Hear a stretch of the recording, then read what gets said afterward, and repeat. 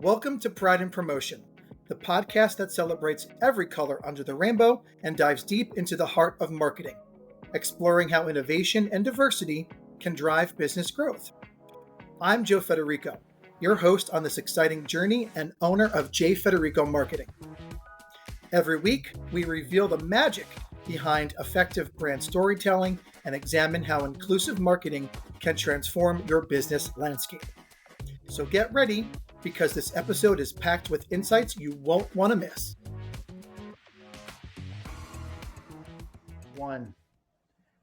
Hey everybody, I am Joe Federico of J. Federico Marketing and the Pride and Promotion podcast. Today, I have a very special guest on board and my producer, Scott Fullerton. Scott, welcome to the show. How have you been? What's going on? I have been fantastic. Thanks. I'm getting an echo. I don't know. Can you hear me? You sound great. You sound fine. All right, great. I am doing so good, Joe. Thanks for having me back on. I just finished my big gay road trip that we talked about quite a while ago and loving producing your show. We're getting such great feedback on Pride and Promotion podcast. So thanks for having me on again. I love that. Thank you. And for everything you've done for your podcast, for my podcast. And I'm glad that we're back. We have so many new guests coming, but I really am so interested and so excited to hear about how the road trip went. And that's really going to be, a good introduction and segue into really why we're here, Scott, tonight, because we're talking about marketing on the road, networking, and event management, which we both have experience in. Yeah, exactly. I mean, this was my first time really going out of my comfort zone in event marketing. I had been Left a Straight podcast has been around for 9 years, and I've done some small events, and I've mostly sponsored other people's events. I haven't done too many of my own, except for the road trips. So the road trips have been big deals for the podcast station, but they were always kind of centered on the podcast, right? Mm-hmm. So this, for the third iteration of the road trip, I wanted to make it because of the times we're living in right now, the political situation and LGBTQ rights going backwards. I wanted to make it kind of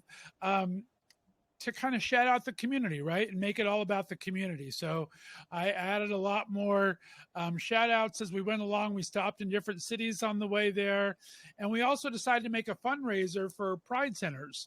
So we did a fundraiser for both the LGBTQ Pride Center of the Desert in Palm Springs and for the Bayard Rustin LGBTQ Resource Center here in Akron, Ohio, near me. Mm-hmm. So my first time putting on a large-scale event, I had 3 singers and 1 comedian come out.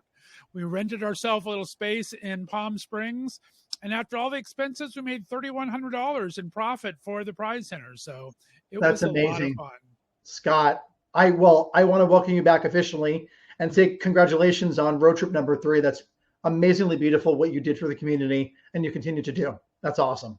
Well, thank you. It was a lot of fun. I mean, it was nail biting for a little bit there. We had one person come down with COVID and one person stuck in Chicago. So there was a couple last minute changes in the lineup, but it's really exciting. I mean, you'll realize more once you've done a couple more seasons like this, is to have all these connections, and you have it through your business you've been doing forever, but Sure. You have these connections and friends all over the country you can count on in a pinch that'll really kind of help go to the same cause, improve the lives of LGBTQ community and our straight allies, and kind of work for common good. So it was exciting to happen. I love that. Exactly. No. And I love hearing that. But as you said, as I'll say now, that's the power of social media. You built up this repertoire of people in the community, allies, right? Across the country, across the world, that were able to not only connect with you because of the podcast and the other, things that you're doing, but for the events themselves.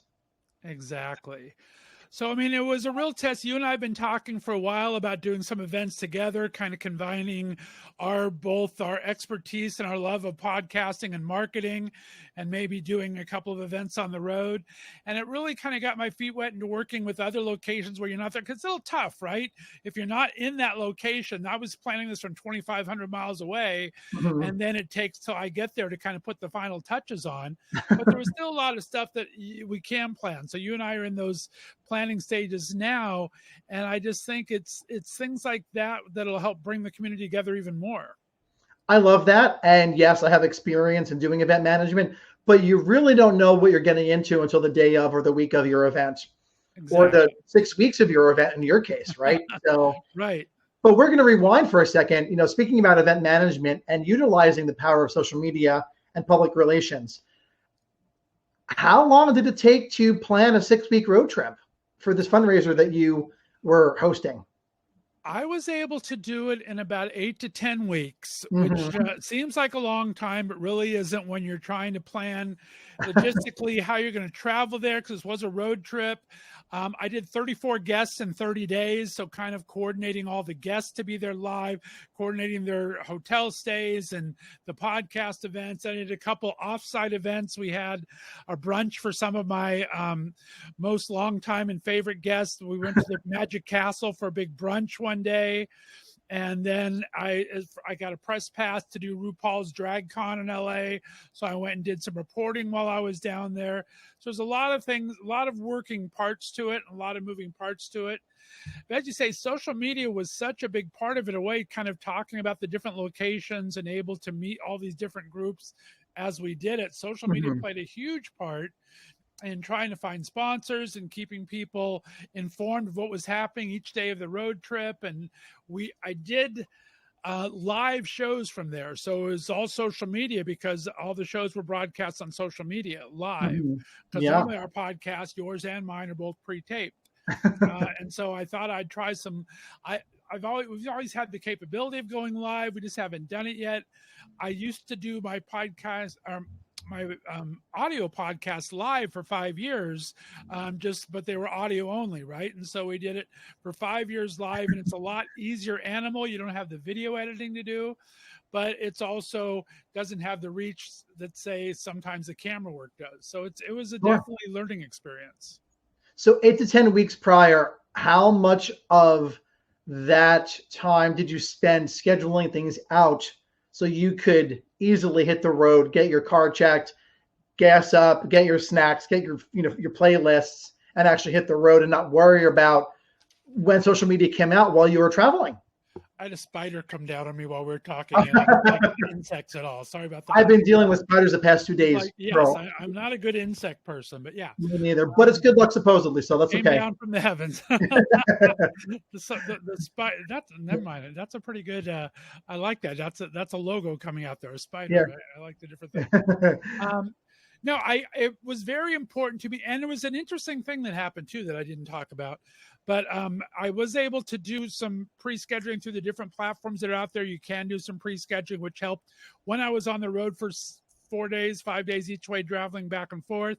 So I was able to do some of that. I was able to, in the mornings, when I was going to do a live, I was able to schedule them as the lives were happening so people can tune in. Sure. So there was utilization of that, which was nice. One of the things that was very interesting, one of my partners, my media partners for the trip, was Pink Media, and they're a huge LGBTQ marketing firm, right?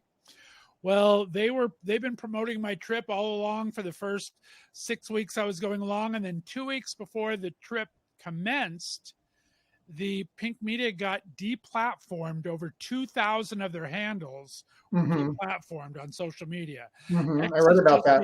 Been a little not good with content for LGBTQ marketers or anyone that they find problematic. And so they lost over 200 social media, but they did the I Love Gay Network, which was a huge part of things for them.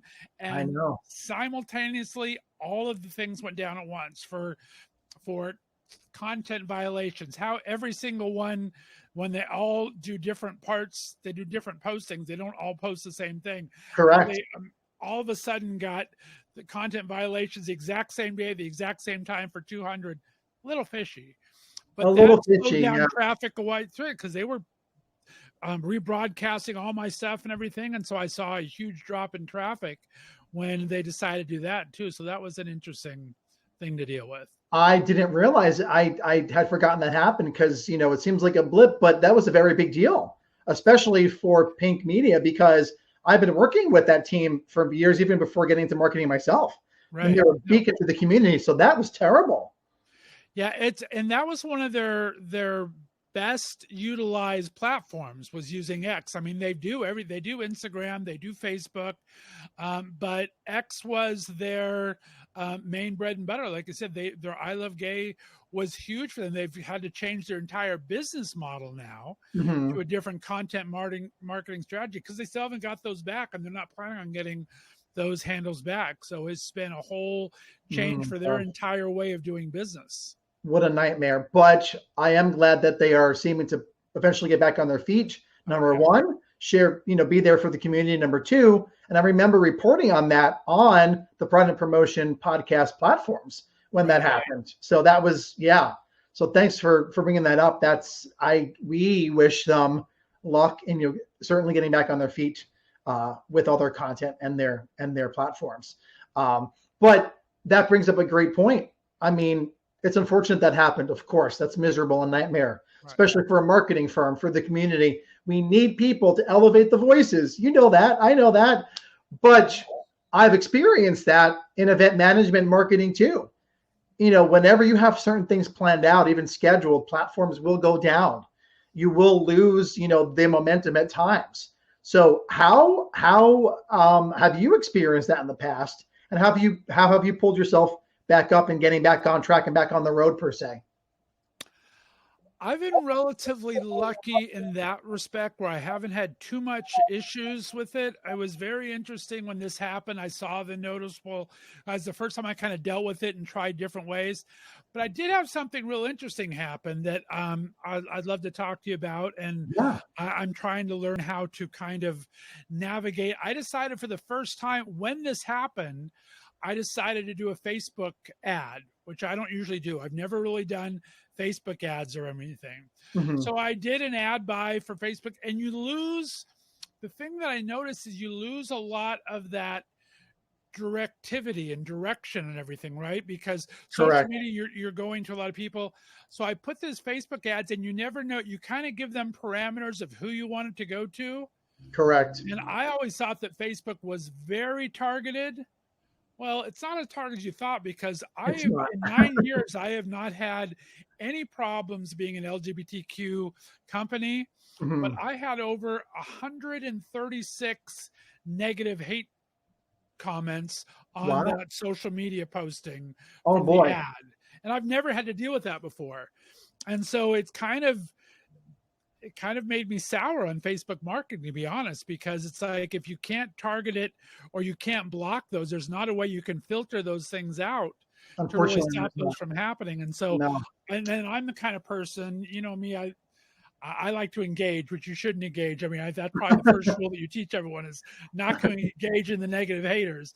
But I have a big mouth, and I have to do that. So it doesn't help matters. But it was a very interesting learning curve that way as well. So that's interesting. I do want to break that down a little bit, if that's okay. That's, how you had done that. First, I think that was a great, with my PR mind, my mind and experience in public relations, is you have to pivot fast, because social media will go on whether or not you're sleeping, whether or not there's some kind of emergency or not.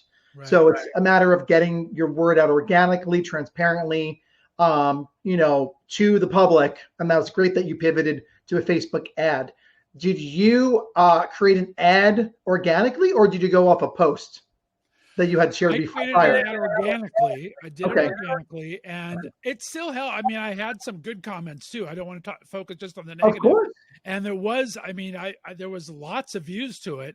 For 136 whatever negative comments, I had thousands of views to it. Sure. So that helped a bit, and I think I gained a couple hundred followers from it. So it was a positive outcome, and it was that pivot from all of a sudden I'm not getting anything from I Love LGBT tags to that. Sure. So it was something that was good that I was able to do, to have those options, but I don't know if I would use it always in the future.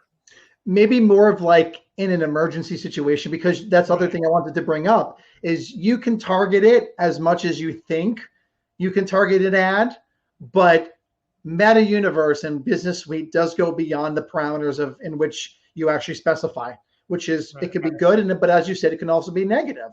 We don't want to harp on the negative, of course, But the third thing is it's great that you replied to the positive and negative comments. How did you feel engaging with the comments on that sponsored ad?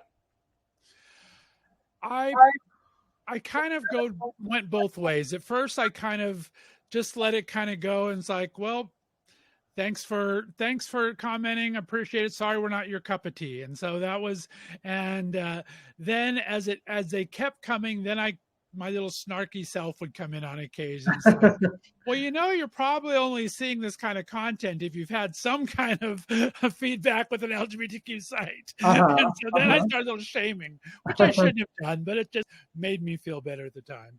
But no, I tried to keep it positive at first. I got a little snarky in the middle, and then I kind of ignored it at the end. Okay. And honestly, I have to commend you for that, because at least you rolled up your sleeves, you dug in, and you also took your power back by responding to all kinds of comments to get the job done, period, because of social media, period. Right. And I did respond to all the positive ones. Obviously, we had some great back and forth with those things too. So that was always fun. Mm-hmm. And you also find a lot of defenders too that you'd never seen. All of a sudden, people are defending these bad posts. It wasn't just me; it was other people defending it. So that was kind of nice to see as well. You kind of get this built-in community of people that you would have never really interacted before, but they were upset that someone was attacking their community, and so they kind of interacted. So you find that how that kind of the circle grows out as people see those things, right? You find your tribe again, right, as we talked about in many podcasts prior, but today as well, especially, Scott, being organic, human, transparent. Right. That's how you build your community and find your tribe on the social media platforms, which is beautiful. Exactly. Very cool. So let's talk about when you were traveling and you took your breaks while you were getting to your final destinations. It sounds like you had a blast. I can't wait to hopefully do a road trip with you in 2025, which we're going to talk about in a few moments. But how did you get content out while you were doing all the shows and being busy playing host? How was that like for you? It was difficult in some ways because you have to get, internet speed is something that the resort was not huge on. So I'd have to go, I would spend my mornings having some coffee at Panera. I'd have some coffee by the pool in the resort, and then I'd go to Panera and do a little office work there to use their internet to kind of get things out. But there is some great platforms that you can post from. So I have different things that I've used. I've had Repurpose.io I've used. I've had, who's the other people I use? I use, I don't know. I have 3 different ones that will help me schedule my post. Sure. So I use different ones depending on different. There's a couple of them. You got to find the ones that are right for you. Like some of them will hold your content, but you have to reopen it again to post to Instagram at the time. And that's, I can't have that kind of time suck and be ready to be there. So those I'll use for Twitter or for Facebook or something. But there's certain ones I have to use for Instagram that will post automatically to Instagram because not all of them do. So it's just kind of trying to find the right balance. That was the biggest thing. Finding the right balance of who to use to get the content out there when I couldn't do it live. Mm-hmm. Did you feel pressured to get things out every day while you were traveling? Yeah, I've kind of made a thing to do my morning coffee posts every day. If I do a coffee post every morning for the last 8 months to a year. And so I felt it's important to keep those up, kind of just give one of a start to the day. So I did those every day. And that was important to me. I did wasn't able to do as much for the show. I had some interns for a while. They're helping, and then they got bogged down in their summer stuff. So that we had some lag time where we couldn't do everything for the network that we wanted to do. Mm-hmm. But I think there was at least 1 to 2 posts a day on different things. So that was important to make sure. Consistency, as you know, is the key. So I needed to make sure that I did that. Absolutely the key. And we keep saying this, being transparent. If something goes wrong, people want to hear about it because they're invested in you and the Left of Straight podcast and the world that surrounds them in the community. No, very true. Very true. What do you do or have you done if people that you worked with on the road trip, for instance, and of course I can dig in, after your response, which I'm dying to hear. If they don't have social media, how could you tag them? Were you using hashtags instead of their handles if they didn't have them? Or was everybody that you worked with on the road trip on social, ready to go to be tagged, share, like, comment, and create stories, for instance? Well, that's another part. Pretty much everyone was on at least like Instagram, but you really have to.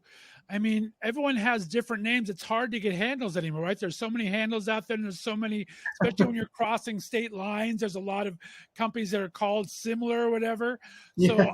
I realized that I need to next time maybe look up everyone that I know I'm going to be collaborating with along the way and get their social media handles down and put someplace. Because I had to do a lot of research on finding some of them. I Sure. went to like 4 different restaurants in Las Vegas was one of the stops. And so trying to find the right ones for there. So I did find that I could make it easier for myself by exploring ahead of time.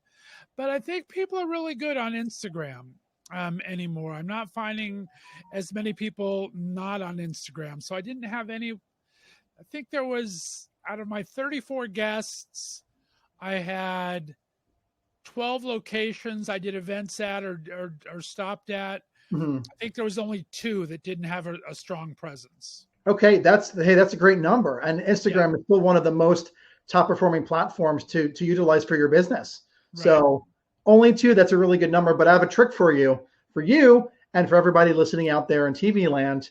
When you are ready to tag a business or a product or a service, go into the search bar on your mobile device first and do a little homework the day of or the night before. And then you find that you can look for the correct, because as you had said, that's a great snafu that we can all learn from, is handles may be repurposed several different times, iterations of a name for a business or a restaurant, especially in a larger state. So go on before and look and do a little bit of homework just a few minutes before if you don't have a lot of time, and it will be saved in your queue and the algorithm on your wall as you're signed in your Instagram account. So then when you go to tag, that's because I've done it several times for several clients as well as myself. Never going to stop. There should be something easier, but Instagram, we're talking to you, so please fix this. However, then it will be saved, because once you go to tag said person or product or service or restaurant, it will pop right up and you will have it at your fingertips in a matter of seconds when you go to schedule something out or go live with your content. Oh, nice. Yeah. Yeah. Very cool. So again, I've definitely been in a pinch, several times before becoming the marketing maven, where I'm like, oh crap, there are 15 red robins, for instance. There aren't, but just throwing that out there. Which one is the right one? So there we go. What other things did you learn about yourself, about your persona, while you were on the road trip, Scott?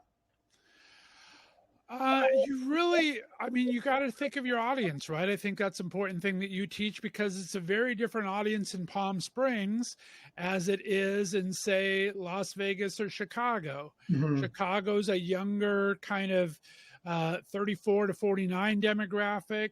Palm Springs is very much a 55 to 68 graphic.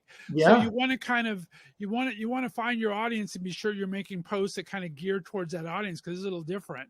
Even though you have your same audience as Left of Straight always has my same listeners, but to add new people to those locations, you have to kind of gear towards that kind of audience with your hashtags, with your content, and you kind of have to really pay attention to who your audience is in those areas you're trying to promote.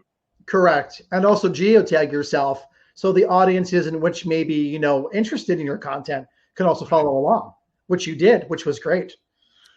Yeah, I always put the location whenever I can in there. Yeah. I mean, TikTok's kind of fun because you can put in smarmy little ones. So I'll put that. So I'll put locations like in your dad's derriere or something, like something silly. They have little goofy ones that you can do. So I'm having fun with those on occasion, but I always try to geotag whenever I can. And that's important too, that you didn't ditch, which you would never do, but just again out there listening in TV land, to not ditch your original audience that you built up for the past however many years, but then cater and evolve your branding and your content a little bit as you're traveling across America. So you really took a great American road trip, and your content was very entertaining, to say the least. Well, thank you. It was fun. Yeah. It was a fun trip. Good, successful trip. Absolutely. Switching gears for a second, I've done event management, as I've said, for 11 years, large corporations, for Fortune 500 companies, even small businesses. But the most important thing is to strategize, which you did, we talked about, have a road trip or event strategy and campaign while you're on the road, number two. And we're going to talk about how you wrapped it up when you got home. And that's very important, at least for a few weeks after you come back for your event or events. And you have done that. You thanked everybody. Can you tell everybody out there in TV land how you wrapped everything up, in a nice, pretty gay bow when you got home, and how much time that took? Yeah, I did some postings as I got back, kind of with the different events. I tried to post individual pictures of who I had on the podcast. Like I told you, I brought 34 guests and I'd bring anywhere between 3 to 5, 2 days a week. We would do these interviews while in Palm Springs. So at the end, I would try to pull some of those pictures together to remind everyone and thank everybody. I did put a couple thank you graphics of all the guests we had and of all the sponsors we had and of all the performers, a separate one for the shows that we were doing and everything. So I think gratitude's important. And I think being able to let other people get their moment for what they did for you as well, too. So tagging everybody else. Sure. And how was the response rate once you thanked everybody? Was everybody responsive? Were there more comments than when you started? Like, how did that turn out for you? Very much so. I mean, you have this set group of people that you're inviting, so you already kind of have a relationship already. If they're going to come down and visit you, you have this relationship already.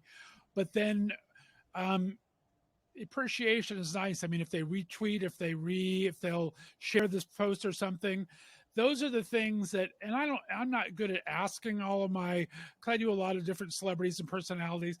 I'm not good for asking those things, but those are things that really make a difference, because I had a few people switch them and all of a sudden you see your engagement go way up depending on their popularity as well. Mm-hmm. So I think that's one thing that I do tag, and I do get a lot of likes, but I don't get a lot of reshares. So that's one of my things I need to learn is how to encourage the people that are on to reshare the content themselves. Advocate for yourself, because you have a great everything going on, Scott. But I've seen the evolution of your content too. Has been very inspiring. Yeah. I appreciate that. Of course. Especially, I know that you had tagged the Pride and Promotion podcast recently on the week ahead of all the shows coming out, which I appreciate, of course. Thank you. And for showing me the ropes. But you can now collaborate with people that you are connected with on Instagram and social media. So they allow you to tag somebody, to collaborate with them, and they're allowed to also comment on the same post that gets shared on their profile at the same time. It's so much easier too, because I mean, especially with this podcast network, like I will do a co-hosting on a podcast, Bears of a Certain Age. And so we're in 2 different locations. One's Spokane, I'm here, and we both are hosting. And so one of us records it. We'll do our Instagram lives every other week. Mm-hmm. And one will be on Bears of a Certain Age Instagram, and one will be on our either the Left of Straight show or the Queer Centric show. And it was really hard to share those videos because they're kind of stuck on that. They can tag you, but until the collaborations came, you weren't able to put it onto your feed as easier. It's become a lot easier. It's become a lot easier. Yeah. And it's more fun too. It's like going for coffee with friends virtually. Right. And or your older school projects, it's anchored on everybody else's page, which is great. Yeah. Another fun thing, which I'm sure you have utilized, you can now use up to 20 pictures in a carousel on Instagram. That's pretty new at the same time. I have not done that. I've always done up to 10, but I've always purposely stopped at 10. I didn't know you could do more than that. You've heard it here. I wouldn't say first, but if you're tuning in, you didn't know, you've heard it here first. And we're proud to announce that. But yes, you can now add up to 10 pictures in your carousel, which will only increase engagement on the platform as a user or business owner. Yeah. Right. Yeah, I've been taking advantage of the 10 for a long time. It's So kind of like, more than that. yeah. So now go ahead and I'm going to utilize this too for my clients, for myself, static images. Now reels and stories are still king, or in this case, queen, but you can now use more content and utilize more content. So that's fun. Let's change gears. Would you do this again, another road trip, or do you plan on doing another road trip in the future? I would like to, like I said, this was supposed to be a regular event when I did the first two. I did two back to back, and then the pandemic happened. Mm-hmm. So I had to stop for a couple years. Oh boy. And so then I restarted this year, and I'd like to see it happen every year. It's a little different because it has to be done in the summer, and that's sometimes a good and bad. It's bad heat wise in Palm Springs, and for a lot of guests that have vacation, so it kind of gives you a little limited in some areas. But also the consistency is good. I like the consistency of always being either June, July, or August every year. So I would like to see that happen. And as we've talked about, you and I are going to look. I want to grow in different areas. Palm Springs is a great place to visit. I have lots of guests that can drive in an hour and a half from LA, but I have a lot of New York guests. I have a lot of Miami guests. I have a lot of Toronto guests now. Mm-hmm. So I would like to try doing a couple of different road trips, smaller, not for the 6 weeks, but maybe for a weekend or for a week-long trips in different areas. So that's going to happen. Again, I have experience in event management, but not all across the country. I've been, to New York, the Javits Center several times for my clients and for myself, for promotional purposes. I've been to Canada. I've been to Florida. I'm hosting an event coming up in Florida in the Everglades for Parkway Motel Marina and Havana Cafe in October before Halloween, which I'm excited about. But the Grand Poobah, hopefully, shall we announce it, maybe like a soft talk about possibly going to America's southern region in the new year? Is that what we're talking about? Launch. I'm excited about it. I think we should do a soft launch. So I think, yeah.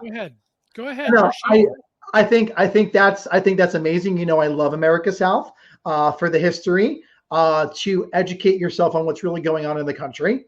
There are a lot of different unique members of the community down in America South, especially hint, Louisiana. I've been there several times, and I can't wait to get you down there and have you experience the culture. And even the way things are marketed are so different than they are up here in New York, Ohio, the tri-state area and beyond. Yeah.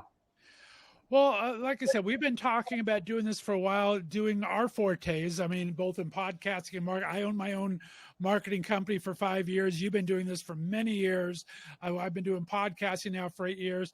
And I think we have some good advice to share. I think we know good people in the industry that have good advice to share. So I would tell your listeners to try to keep around the 24th to 27th of January open. There might be something going on then, and to look for it with if you're an LGBTQ business or just a enjoyer of podcasts, you might want to keep those dates open. Just because, why not? After the holidays, maybe travel to America South somewhere. First of the year, you have new vacation days for a lot of companies. They start again in January. Why not use 2 or 3 of them to have a little Southern adventure, right? And join us, yep, and learn something and connect with members of the community, professionals, as well as allies, which are so important to us. Yeah, absolutely.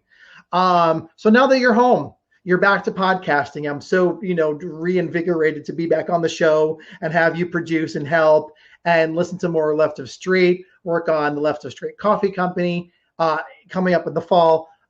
What's on tap for you? How did you get yourself as a business owner, as a producer, back in the saddle per se, and get back on track after your trip?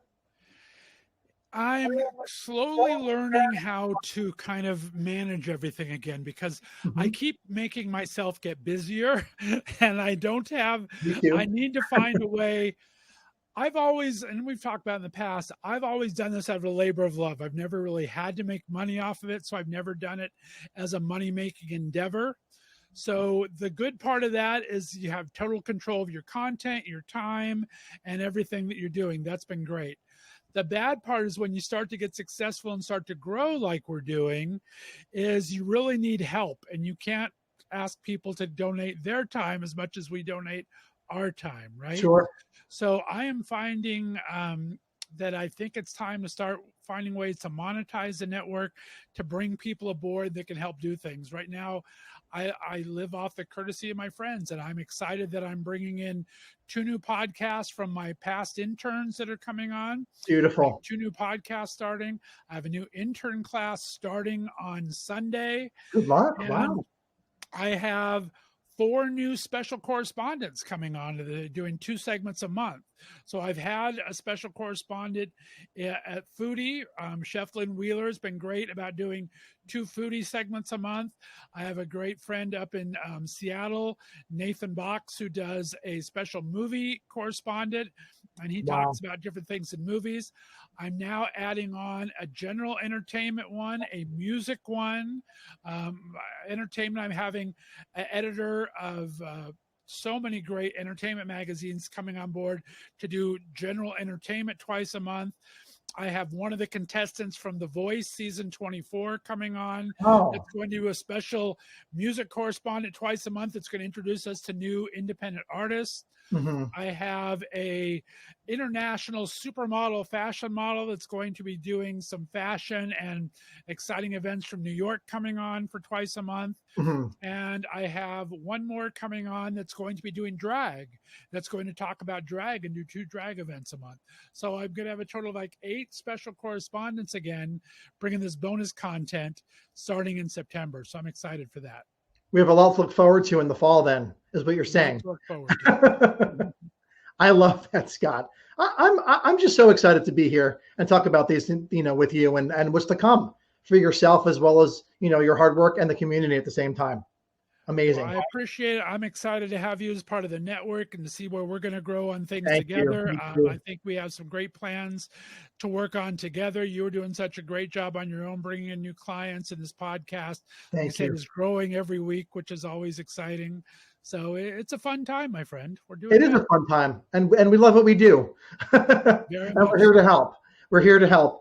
So we can go on for hours, Scott. And, of course, I'd like to bring you on time. And again, thank you so much for everything that you do for everybody, especially here at the Pride and Promotion podcast. But I'm going to give you the floor one more time this evening and tell everybody how we can find you on all the socials around the internet.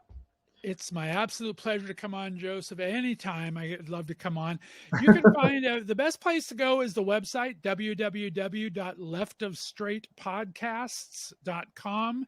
That's STR and the number 8 for straight, and podcasts with an S on the end. So www.leftofstraightpodcast.com has videos of all of our interviews we do, has audio of all of our interviews we do on every show on the network. It has the socials there, but most socials are at Left of Straight, LEFTOFSTR and the number 8. Beautiful. Scott, thanks again so much for coming on. Everybody tune in and listen. Thank you, everybody, for joining. Scott, you too. And guys, I'm Joe Federico, your host, the marketing maven, J Federico Marketing. But tune in weekly going forward to the Pride and Promotion podcast. Go forth with pride. We'll certainly talk soon. Take care. See you later, everyone.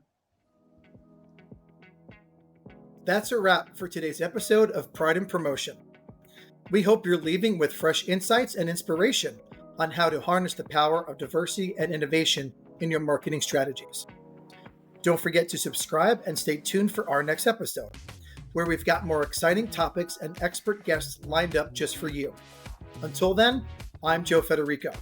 You can find me at www.jfedericomarketing.com, and I want to help you go forth with pride and make your mark in the world of marketing.